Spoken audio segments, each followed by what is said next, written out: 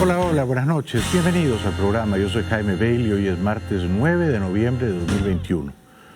Estamos saliendo en directo desde Miami para todo el mundo. Hoy, martes, ha cumplido 77 años don José Núñez del Arco, padre de mi esposa Silvia. Le mando un fuerte abrazo, con todo mi cariño. Como ustedes saben, el viernes pasado en Houston ocurrió una tragedia en el concierto de un rapero de nombre Travis Scott. 8 personas murieron pisoteadas, aplastadas. Una cadena de televisión ha reconstruido minuto a minuto, hora tras hora, cómo ocurrió esa dantesca tragedia. Desde las 2 de la tarde entraba ya la gente a ver el concierto del rapero, quien saldría al escenario 7 horas después, a las 9 de la noche. Pero ya desde las 2 de la tarde había miles de personas apiñadas frente a la tarima donde ocurriría el recital y la tragedia. From the moment the doors to Astroworld opened, there was chaos at NRG Park. At 2 p.m., a stampede of concertgoers exploded through security gates, with dozens being trampled in the process. As the clock ticked down to Travis Scott's arrival, tens of thousands of fans crammed into the venue to see the rap star perform. Where your feet were placed is where your feet stayed the whole night. 8:30 de la noche, en ese concierto en Houston, antes de que saliera el rapero, que se ha caracterizado en los últimos años por incitar a la violencia más salvaje entre sus propios fanáticos, la gente empieza a empujar hacia adelante. Cuando el rapero sale a cantar a las 9 de la noche, ya quienes estaban en las primeras filas están siendo asfixiados por quienes desde más atrás empujaban hacia adelante. Concertgoers told NBC News that around 8:30 p.m., the crowd began to compress and push, making moving, even breathing, difficult. 5, 4, 3, 2. As soon as that countdown went to 0, it was just my rib cage was so squished that I couldn't expand my chest, expand my lungs to catch a breath. Just after 9 p.m., Travis Scott took the stage, and the atmosphere in the venue ignited, electrifying an already feverish mob of fans. According to a video analysis by NBC News, by 9:12 p.m., people in the crowd could be heard screaming for help. Pero a pesar de que había gritos pidiendo ayuda de gente que estaba siendo aplastada, ahogada, pisoteada, el rapero seguía cantando como si con él no fuera la cosa, porque, ya digo, se ha distinguido este sujeto, Travis Scott, por incitar a la violencia más bárbara a sus seguidores y que entre ellos se empujen, se agredan, se escupan. Esto ocurre en los conciertos del rapero y él bendice esas manifestaciones de salvajismo. Él seguía cantando, a la gente la pisoteaban y él entonces, que no parecía dispuesto a interrumpir su acto salvaje, porque eso no era un acto artístico, pide a la gente que está bien que levante un dedo. Houston police say they first received reports of people falling injured around 9:30 p.m. It was around that exact time when Travis Scott briefly paused the show after noticing an ambulance. There's an ambulance in the crowd. Whoa, whoa, whoa. Moments later, he asked fans to put a middle finger up to the sky if they were okay. Everybody go put a middle finger up in the sky. Seconds after, a video was taken of 18-year-old Aiden Cruz trying to notify a camera operator of the dangers taking place in the pit.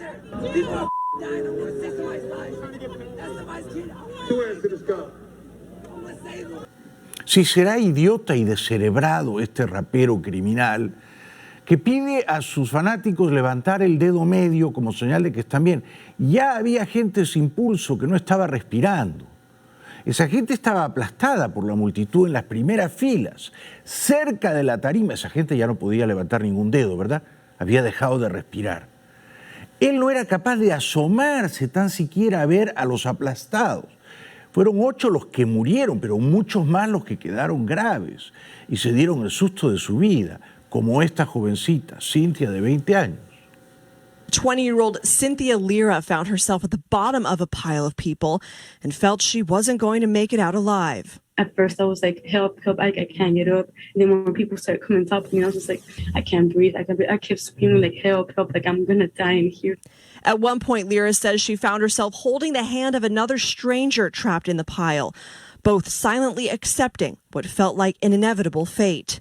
It just felt like we were, like, in that together, like, it was such a tragedy. Like, it shouldn't have happened in the first place, but, well, we were stuck in a situation. We couldn't do anything, so we were just like, okay, like, I get it. Es decir, que el rapero criminal sale a cantar a las 9:30, a las 9 de la noche, quiero decir, pasadas las 9 de la noche, y después de las 9:30, apenas han transcurrido 30 minutos, ya hay gente inconsciente. Mucha gente inconsciente. Alguna de ellas fue rescatada y devuelta a la vida y otra perdió la vida. 8 en total, jóvenes todos menores de 27 años. At 9:32 p.m., a young woman is seen attempting to alert the same camera operator.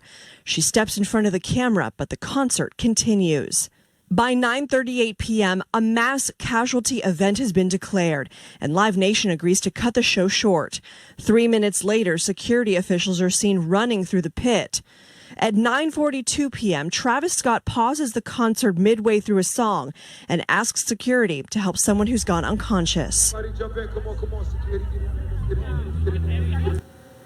Pero este sujeto, que ya digo, tiene una historia que lo condena, de azuzar, de excitar los sentimientos más violentos de sus seguidores y de ponerlos a pelear o a saltar desde alto o agredir al que te tocó al lado o adelante o detrás. Este sujeto decide recién sobre las 10 de la noche interrumpir el concierto. Y durante media hora larga él cantaba mientras la gente era pisoteada. Y él no tenía la mínima humildad de detener el acto, de acercarse a ver qué estaba pasando, de permitir que ingresaran los rescatistas. Ya era muy tarde cuando detuvo el concierto. At almost the exact same time, part of the crowd can be heard chanting, "Stop the show," as a member of the security team alerts the staff to multiple people without pulses. At 9:46 p.m., members of the Houston Police Department can be seen in the pit. By 9:54 p.m., Drake has taken the stage, and a number of concertgoers are seen standing on top of an emergency vehicle. At 10:11 p.m., Travis Scott finishes his set and the concert ends, more than 30 minutes after a mass casualty event was declared. 8 people in the crowd died that night, their ages ranging from 14 to 27. Debió de tener el concierto media hora antes. Quizá estos fallecidos todavía estarían con vida. Ahora el rapero criminal dice que va a pagar los 8 funerales. Como si eso devolviera a la vida a esas 8 personas que han muerto trágica y prematuramente, aplastadas por una multitud enardecida. Como en estos tiempos, y me parece que es bueno, todo queda grabado, hoy, cambiando de tema, en Wisconsin, en el juicio al pistolero Kyle Rittenhouse, que en agosto del año pasado, con apenas 17 años, mató a 2 manifestantes cercanos al movimiento Black Lives Matter, se mostró un video inédito hasta hoy, un video capturado o grabado por una cámara desde un dron, desde la altura, donde se percibe el momento exacto. Rottenbaum voltea y le dispara y lo mata. This new high-definition drone video, zoomed in and slowed down by a forensic imaging specialist, shows Kyle Rittenhouse wheeling around and shooting Joseph Rosenbaum at close range. It's unclear whether Rosenbaum was grabbing for Rittenhouse's gun or trying to swat it away. Es decir, que voltea y le dispara a quemarropa, ¿no? A 3 pasos a Rosenbaum. Y no le disparó 1, pero 4 veces. Este video, por supuesto, va a dejar en serios apuros al joven Rittenhouse. Entrando en política, como ustedes saben, los números de Biden en las encuestas son entre muy malos y pésimos, ¿no? Por eso hoy un entrevistador le preguntó qué siente él cuando lee que solo el 38% de los estadounidenses aprueba su trabajo. Here, the latest polling from USA Today has your approval rating at 38%. A new CNN poll shows 58% of Americans believe that you aren't paying enough attention to the nation's most important issues. So I'm wondering, when you combine that with the election results that we saw last week, is this giving you kind of a sign that maybe you need to recalibrate some of your administration's priorities as you approach that one-year mark in office? Sin darse por aludido, sin inmutarse demasiado, el otoñal presidente respondió que él no había visto esa encuesta de 38% tan solo de aprobación y que él había visto otra encuesta donde él tiene 48% de aprobación y 52% de desaprobación. Es decir, parece negar la realidad. Well, look, the poll I saw just before I walked in on another station was my polling number is down, but it's 48% to 52%. But look, the point is I didn't run because of the polls.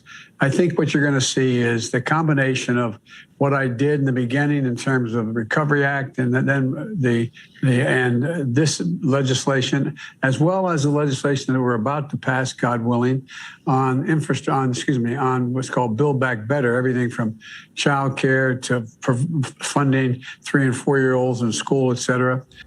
Le cuesta trabajo hablar con fluidez y hablar de temas que deberían resultarle familiares y sobre los que debería tener comando, dominio. No es así. Luego dice, y el argumento también me parece deleznable, que si sus números de aprobación son mediocres, también lo eran los de Clinton y Bush y Obama. Y hasta parece tener dificultades en recordar a los expresidentes. So there's a whole lot of things that are going to be happening. I think this is an up and down, proposal, an up and down circumstance. And as I looked at the polling data, literally as I was walking out of the office after doing another thing I had to do, is my polling numbers are the same, essentially what everyone from Bush to Clinton to, all of Obama were at the same time. No puede recordar a los expresidentes de las últimas 2-3 décadas. Le cuesta trabajo, ¿no? Es alarmante. No contento el tirano nicaragüense Ortega con haber perpetrado un fraude colosal en las elecciones viciadas del domingo, no contento con haber encarcelado a los 7 principales candidatos de la oposición, quedando él solo en la carrera, hoy insultó a esos candidatos despojados de su libertad y los llamó hijos de perra.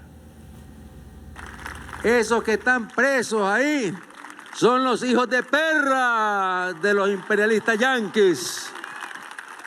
Se los deberían llevar para allá, para los Estados Unidos, porque esos no son nicaragüenses. Dejaron de ser nicaragüenses hace rato. No.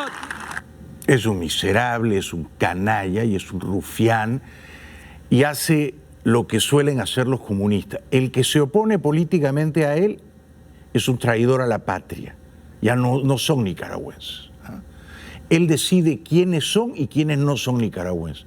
Resulta que, o coincidencia, los que se oponen políticamente a él no merecen ser considerados nicaragüenses.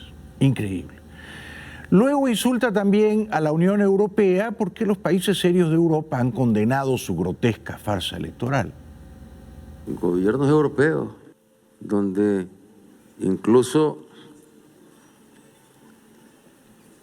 gobiernan partidos fascistas, que en estas tierras, que en estos pueblos, que en estas naciones, que aquí en Nicaragua gobierne el pueblo nicaragüense y no los gobiernos europeos. Fascista es él, ¿no? Fascista es Maduro. Fascistas son Raúl Castro y Díaz-Canel. Fascista es el que convierte al Estado en dueño de todo. De todo. De las instituciones del poder, de los medios de producción, de los medios de comunicación. Eso es fascismo. Hay fascismo desde la izquierda, como el de Ortega, hay fascismo desde la derecha, ¿no? como fueron Franco, y Mussolini, y quizás se puede decir Pinochet, Somoza, Stroessner, ¿no? Él es fascista, él. Fascista es el que mete en un calabozo a todos los que podrían ganarle una elección limpia. Él es fascista. Ha salido un libro titulado Betrayal, Traición, que revela, no lo he leído todavía, pero este reportaje me pareció interesantísimo, que en el último día de su presidencia, Trump, cuando sube al Air Force One, al avión presidencial por última vez, tiene una conversación áspera con la jefa del Partido Republicano, la señora McDaniel.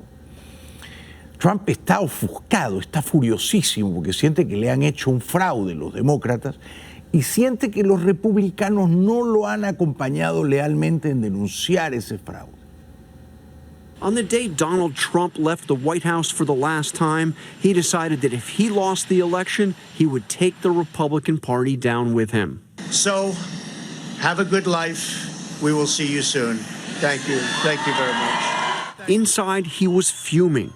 As I report in my upcoming book, Betrayal, the Final Act of the Trump Show, soon after boarding Air Force One for the very last time, Trump took a call from Republican Party Chairwoman Ronna McDaniel. Y entonces Trump le dice a esta jefa del Partido Republicano, yo voy a renunciar al Partido Republicano, voy a fundar mi propio partido, voy a volver a postular a la presidencia y los voy a enterrar a ustedes. According to multiple sources familiar with the conversation, Trump told McDaniel he was done with the GOP. I'm starting my own party, he said. You cannot do that, McDaniel told Trump. If you do, we will lose forever. Exactly. You lose forever without me, Trump replied. I don't care. Republican leaders responded with a warning. If Trump left the party, they would stop paying his legal fees, and they would take control of his email list of donors, which Trump rents to candidates for millions of dollars. The hardball tactics worked. Trump backed down. Trump se repliega entonces, entra en razón y comprende que no debe pelearse con los republicanos, que no debe fundar un partido propio y que debe aspirar a ser el candidato republicano en 2024. Y en ese plan está. Pero hay republicanos que no lo quieren, como la congresista Liz Cheney, que hoy en el Parlamento dijo que Trump representaba ahora, en su aspiración de querer volver al poder, una amenaza grave al imperio de la ley, a la pervivencia de la democracia, nunca interrumpida en este país. And at this moment, when it matters most, we are also confronting a domestic threat that we've never faced before. A former president who's attempting to unravel the foundations of our constitutional republic, aided by political leaders who have made themselves willing hostages to this dangerous and irrational man. La congresista Cheney, que ya digo es republicana, pero anti-Trump, dice que anoche, en una reunión partidaria de los republicanos, Trump afirmó dos cosas gravísimas. Una, que el asalto al Capitolio del 6 de enero, cuando él todavía era presidente, fue una protesta legítima. Y otra, que la verdadera insurrección anticonstitucional se la hicieron a él el 3 y 4 de noviembre cuando le robaron la elección. Just last night, former President Trump was invited by House Republican leaders to be the keynote speaker at our annual large fundraising dinner. At the dinner, he reportedly said once again that the insurrection was on November 3rd, and that the events of January 6th, when a violent mob invaded the Capitol in an effort to overturn the will of the American people and stop the constitutional process of the counting of electoral votes, that those events were a protest, that they were justified. Entonces, dice la congresista republicana, pero anti-Trump Cheney, los argumentos falsos de Trump son al mismo tiempo peligrosos porque suponen una abierta colisión con el texto constitucional. Political leaders who sit silent in the face of these false and dangerous claims are aiding a former president who is at war with the rule of law and the Constitution. When our constitutional order is threatened, as it is now, Rising above partisanship is not simply an aspiration, it is an obligation of every one of us. Por último, sentencia la congresista Liz Cheney. Dice, yo soy conservadora, yo soy republicana, amo mi partido, pero primero está el país, Now, I am a conservative Republican. I disagree strongly with nearly everything President Biden has done since he's been in office. His policies are bad for this country. I believe deeply that conservative principles, limited government, low taxes, a strong national defense, the family as the essential building block of our nation and our society, those are the right ideals for this country. I love my party. I love its history. I love its principles. But I love my country more. Una pausa será breve y al volver, las familias se reúnen después de 2 y hasta 3 años porque empiezan a llegar a los Estados Unidos viajeros desde Europa que antes no podían hacerlo. Ahora solo tienen que mostrar que están debidamente vacunados. También más adelante avanza la acusación constitucional, el juicio político contra el presidente chileno Piñera. Ahora, aprobada en diputados, sube al Senado. El Senado necesita 29 votos para destituirlo. Si eso ocurre, tendrá lugar antes de las presidenciales chilenas, que se van a celebrar no este domingo 14, pero el siguiente domingo 21 de noviembre. Ya venimos.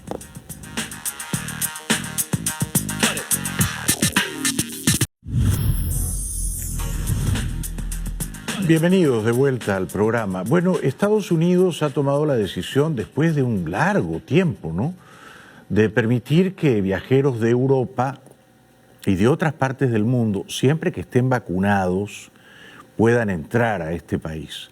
Sin embargo, al mismo tiempo se toma la decisión de que cualquiera que venga a pedir asilo político por tierra o por mar o por aire, aun si estuviera vacunado, no va a ser siquiera entrevistado para el asilo político. Es decir que llegan los viajeros vacunados turistas, pero los que quieren pedir asilo político, no. The U.S. this week finally lifted pandemic-era restrictions on non-essential travel, meaning vaccinated visitors can again enter the country. But extraordinary COVID-19 limits levied on desperate asylum seekers clustered along the U.S.-Mexico border are still in place. They cannot enter to apply for asylum, whether they're vaccinated or not. That has rights groups outraged at a policy they say is hypocritical and dangerous. Bueno, porque vamos a suponer que de cada 1,000 que quieren pedir asilo, uno realmente lo merece y es un perseguido político. Y si regresa a su país de origen, digamos una dictadura, va a sufrir persecución, carcelería, tortura o hasta muerte. Si esa persona no tiene la posibilidad de obtener el asilo, entonces ¿para qué está el asilo?, ¿no? Sin embargo, la política de Biden en esto, como en casi todo, es errática, ¿verdad? Y entonces se asume como argumento que si los que piden asilo tienen que esperar meses, años para ser entrevistados, van a ser disuadidos de esperar. Y como no pueden esperar, porque no los dejan entrar aquí en Estados Unidos, tienen que esperar en México. Y si tienen que esperar 2 años en México, se regresan. Leo fled his hometown in southern Mexico with his wife and 2 children after his uncle was murdered by gang members and he received death threats. His goal was to reach the U.S. and claim asylum. But after months of waiting, he's seen no sign he'll be able to apply for asylum soon, even after similar barriers lifted for others. Just a few minutes ago, my family and I went to the border to ask for asylum, but unfortunately, the agents told us they're not taking asylum cases. How is it possible that people who are just going for tourism can be allowed in? We also have our COVID tests and we've been vaccinated. How can they do this to us? Hoy en Nueva York, en el aeropuerto internacional de JFK, había una verdadera muchedumbre. La gente estaba hacinada, apretujada, las colas eran larguísimas, interminables, había que esperar 2 y hasta 3 horas para llegar por fin al oficial de migraciones. Porque, claro, muchísima gente que no había podido venir a Estados Unidos decidió viajar toda al mismo tiempo, el mismo día.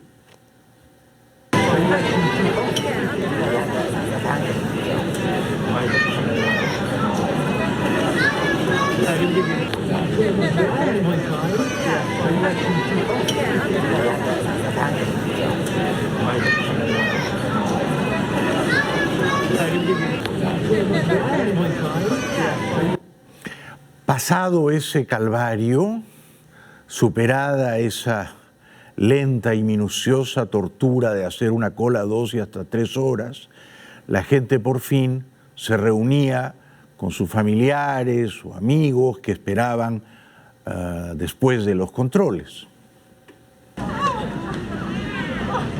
Every bit of me is just shaking with emotion, and I just, it hasn't sunk in that I'm here yet. The last time I saw my family was February last year. No, 2 years ago. Last year, 2020, yeah.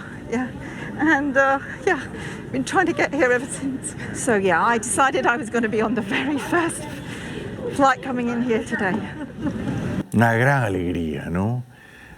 Primero por haber sobrevivido a la pandemia, por estar vivos todavía. Esta es una maravilla que hay que celebrar, que no hay que asumir como algo normal o rutinario, no, pudo ocurrir el caso contrario, podríamos no estar aquí vivos todavía, ¿no? Y luego viajar y ver a la persona de la familia o de una amistad a la que uno tanto echaba de menos, como esta hija, su madre que llega desde Frankfurt. Oh, there she is. I see her. Well, I'm picking up my mom. She just arrived here from Germany, from Frankfurt, and I haven't seen her for years, about 4 years. We usually go and see each other every 2 years, so back and forth. She will come here a year, and I'll go back to Germany for a year. But because of Corona, we weren't able to do anything like that. Yo no veo a mamá hace 2 años, ¿eh? Casi. La vi por última vez en las Navidades de 2019. Allá no es el más propicio para ir, ¿no? Está todo un poco tenso y enrarecido. Es una tristeza, una larga tristeza. Un joven llega aquí a un aeropuerto en los Estados Unidos y se reúne con su novia después de 1 año y medio sin verla. I'm here to visit my girlfriend. She's American. It's been very hard with all the restrictions because we had to spend like 1.5 years without seeing each other, and then she was finally able to come when Europe opened up the restrictions, but then the US was still, everybody was still banned from traveling to the US, so I had to wait until now to be able to travel. I actually booked my flight in advance, and it happened to be exactly on the 8th, so I got lucky that I didn't need to reschedule. Y eso que ahora la gente puede hablar por Facebook, ¿no? Mirándose las caras y eso casi no cuesta. Cuando yo era joven y tú querías hablar con un pariente, un amigo, una novia, un novio, llamabas larga distancia y hablabas 1 hora y eso te costaba $200. Era otro mundo, ¿no? Ahora es mucho más fácil conectarse, ¿verdad? Lo que no sé si es bueno o es malo. Esa es otra discusión. Una familia llega desde Kiev, Ucrania.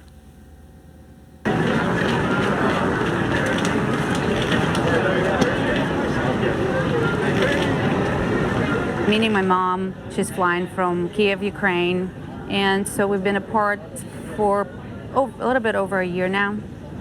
And finally, when the border was open, she was able to, get here. Originally, the tickets were a little earlier, so because we didn't really know and didn't do a research about the ban, so we had to switch tickets again, and then finally she's flying here today. Otro que viene pronto, o así lo anuncia él, y no sé si está completamente vacunado, es el presidente mexicano, el cantinflesco señor López Obrador. Anuncia que viene a Washington a reunirse con Biden porque le quiere decir a Biden exactamente lo que él tiene que hacer para poner en regla, regularizar los papeles a los miles, quizá millones, de mexicanos sin papeles aquí en Estados Unidos. O sea que López Obrador le dicta la agenda a Biden y le va a decir lo que tiene que hacer. Me da muchísimo gusto estar con ustedes. Voy a regresar a Estados Unidos y yo estoy comprometido con ustedes y no les voy a fallar. Y voy a hablar con el presidente Biden, que ha actuado de manera muy respetuosa, como también lo hizo el presidente Trump, porque nosotros no queremos confrontación, no queremos pleito, lo que queremos es que nos respeten, porque somos un país independiente, libre, soberano, no somos una colonia de ningún país extranjero. Pero él viene aquí a darle órdenes a Biden, a decirle lo que tiene que hacer con los mexicanos. Esto afortunadamente lo entendió el presidente Trump y también lo entiende muy bien el presidente Biden. Y voy a hablar con él para que se cumpla el compromiso de regularizar la situación de los mexicanos que viven y trabajan honradamente en Estados Unidos. Él tiene el compromiso de regularizar a 11 millones de migrantes. Una pausa, será breve. Al volver, el presidente chileno, Sebastián Piñera, está en graves apuros. Ha sido aprobado con 78 votos el juicio político, el impeachment, en diputados. Ahora pasa al Senado. Si 29 senadores votan a favor de destituirle, será removido del cargo. Y eso ocurriría la próxima semana.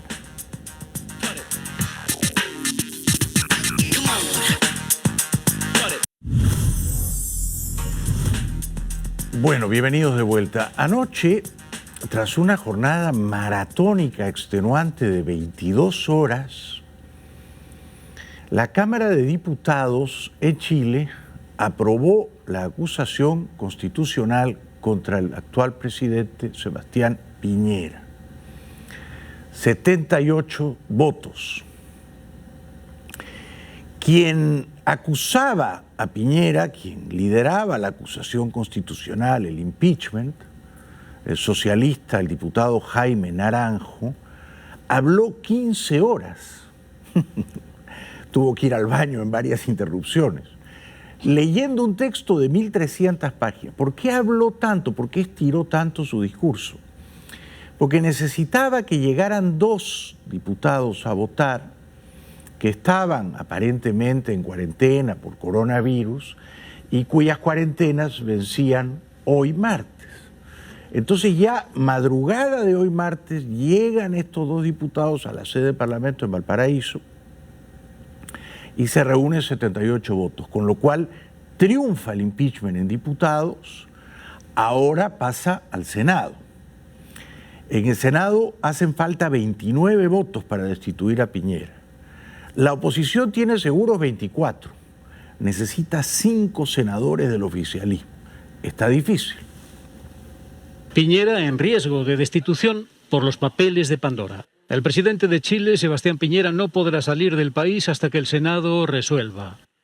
En una sesión extraordinaria monográfica de 22 horas, la Cámara de Diputados de Chile aprobó en la madrugada de este martes realizar un juicio político para destituir al presidente del país, el conservador Sebastián Piñera, por las supuestas irregularidades en la venta en Islas Vírgenes Británicas de un proyecto minero.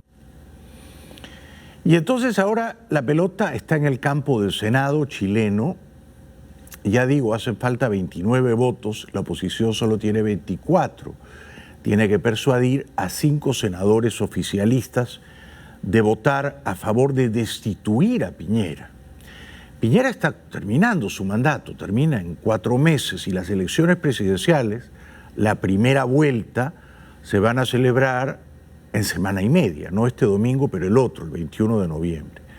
Todo indica que habrá una segunda vuelta entre la izquierda de Boric y la derecha de Kast. De haber una segunda vuelta sería el domingo 19 de diciembre, pero que si el Senado destituye o no destituye a Piñera, esto se sabrá en los próximos 10 días. Cuando le quedan 4 meses de mandato, Piñera no queda suspendido de sus funciones, pero sí inhabilitado para salir del país hasta que el Senado declare si es o no culpable de la acusación. Una votación en la Cámara Alta que se producirá apenas unos días antes de que Chile celebre el próximo 21 de noviembre las elecciones más trascendentales de su historia reciente.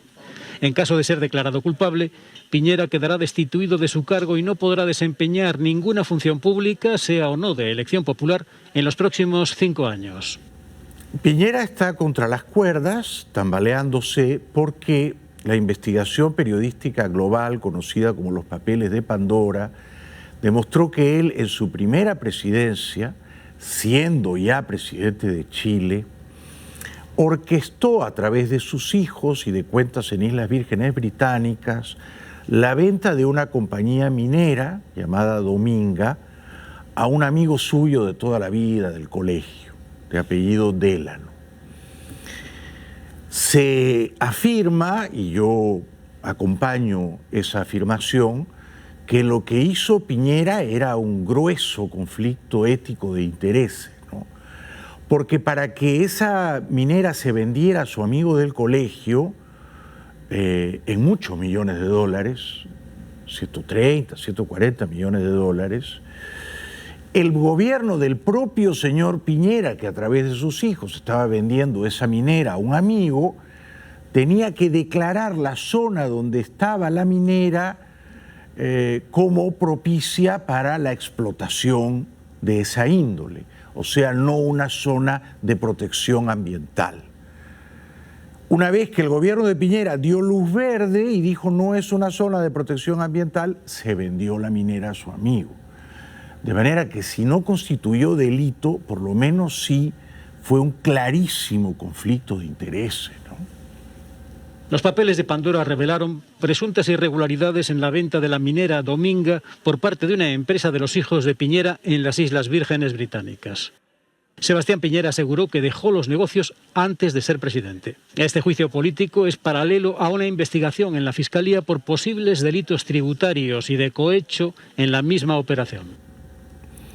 Y entonces el diputado socialista Jaime Naranjo, chileno, que habló durante 15 horas, en realidad leyó un texto de más de 1.300 páginas, acusó con verbo incendiario, flamígero, y claro, por supuesto en tono guerrero, de no tomar prisioneros, que Piñera era un violador serial de los derechos humanos. Yo en esta acusación no lo acompaño. Y al mismo tiempo que Piñera había lesionado gravemente el honor de la nación al festinar la venta de su minera a un amigo, siendo él presidente, y tomando una decisión ecológica en el predio donde estaba la minera. Ya el presidente Piñera quedó en la impunidad cuando violó los derechos humanos en nuestro país de manera reiterada. Y estamos pagando las consecuencias de aquellas graves violaciones a los derechos humanos. Pero hoy día, este presidente da un paso mucho más audaz, llega aún más lejos. No solo involucra al Estado chileno con sus intereses comerciales, sino aún más daña el honor de la nación. Daña el honor de la nación, dice el diputado socialista Naranjo. Yo me pregunto, si en el Senado reúnen 29 votos y destituyen a Piñera en los próximos 10 días, ¿esto juega a favor del candidato de la izquierda, Gabriel Boric, o juega en contra de él? No lo tengo tan claro. Quien ha venido subiendo en las encuestas es el candidato de la derecha, Kast. José Antonio Kast, me parece que se llama, que también es diputado, ¿no? Hijo de alemanes, ultra religioso, padre de 9 hijos,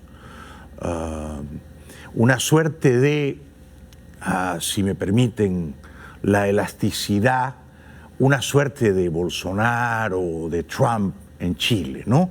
candidato de la extrema derecha, anti-inmigrante, anti-minorías sexuales, anti-aborto, bueno, en fin, ultraconservador, ¿no? Esta es la segunda vuelta que se atisba en Chile entre Kast y Boric. Se llevaría a cabo el 19 de diciembre. Para entonces quizá Piñera ya no sea presidente. Nunca antes en la historia de este país un presidente de la República, en el ejercicio de su cargo, había sido acusado por dos cosas tan graves como es haber violado los derechos humanos y a su vez haber comprometido el honor de la nación. Pero eso yo espero que esta sala apruebe la acusación constitucional, si no el país juzgará a aquellos parlamentarios que se opusieron o votaron en contra. Y la sala, o sea, diputados, Chile aprobó con 78 votos. Pero fue reñida la cosa. 2 de los 78 votos fueron diputados que corrieron en medio en cuarentena por el coronavirus, pero fueron a votar igual. Y en cambio se opusieron a la destitución 67 diputados. ¿Han votado todas las señoras y señores diputados? Resultado de la votación. Por la afirmativa 78 votos, 67 en contra, 3 abstenciones. Aprobada. Yo creo que Piñera debe ser destituido. Una pausa, será breve, y al volver la farsa electoral en Nicaragua y Evo Morales dando clases de democracia en la Argentina.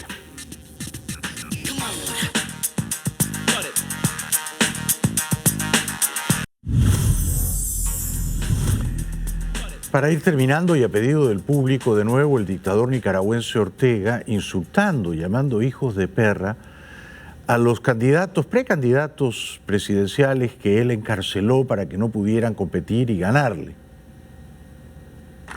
Esos que están presos ahí son los hijos de perra de los imperialistas yanquis. Se los deberían llevar para allá, para los Estados Unidos, porque esos no son nicaragüenses. Dejaron de ser nicaragüenses hace rato. No.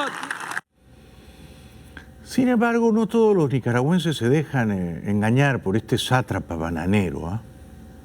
Realmente no fueron verdaderas porque digamos que los candidatos que las personas respaldaban poco a poco fueron encarcelados. Entonces no había como que candidatos que la gente confiara o quizás querían a alguien diferente, no siempre las mismas personas, porque en eso cabe la democracia, en la libertad de elección. Se va a ver, ¿verdad?, en unos años qué cambios van a haber en Nicaragua, y si no lo hay, pues sería bueno de que esta vez sí haya un poco más de competencia en las elecciones para ver qué decidimos como ciudadanos. Muchos nicaragüenses que desean volver a la libertad, que desean recuperar la democracia, que no fueron a votar porque sabían que esto era un fraude gigantesco, están, claro, decepcionados. Decepción en Managua y protestas contra Ortega. En Costa Rica, el país vecino de Nicaragua da refugio a decenas de miles de exiliados nicaragüenses y desconoció también el resultado electoral.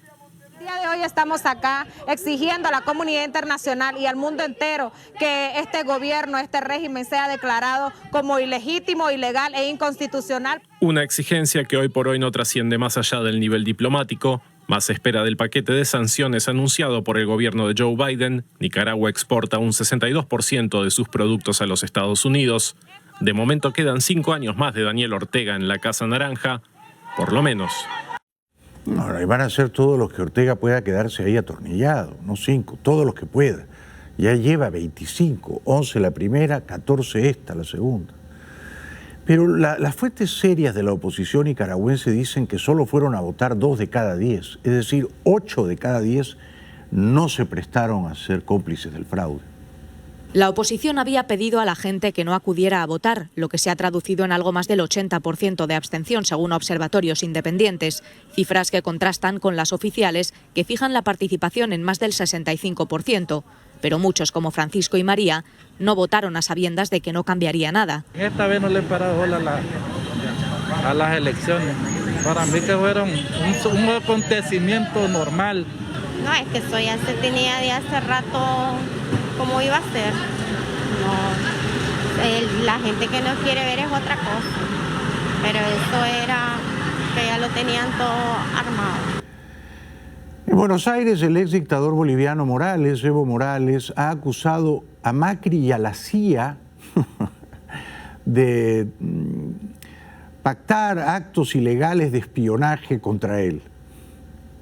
La CIA contrató a la inteligencia argentina durante la gestión de Macri. Por 4 años me investigó si estoy ligado a corrupción y narcotráfico. La CIA no encontró nada. Y todo el año pasado, por instrucción del gobierno de facto, me investigaron nada. Vamos a la pausa y al volver, los apuntes finales.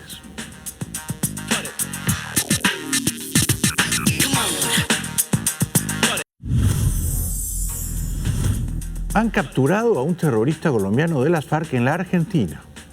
La Interpol arrestó en Argentina a Facundo Morales, un exmiembro de las FARC acusado de secuestro y extorsión y requerido por Colombia para ser juzgado, quien ya fue detenido además en 2019 en Bolivia, pero puesto en libertad, según informó el director de la Policía colombiana, el general Jorge Luis Vargas. La Oficina Central Nacional de Interpol en Buenos Aires capturó a Facundo Morales, exintegrante de las FARC, requerido en Colombia por varios delitos de muchísima gravedad. Entre ellos, secuestrar a gente inocente. Le dicen alias Camilo. Morales, alias Camilo o el Argentino, cuenta con una circular roja de la Interpol desde el pasado 4 de noviembre por el secuestro hace 12 años de un concejal en el municipio de Garzón, en el Huila, zona donde operaba como miembro de la columna móvil Teófilo Forero de la ya extinta guerrilla. Participó en varios secuestros en el año 2009.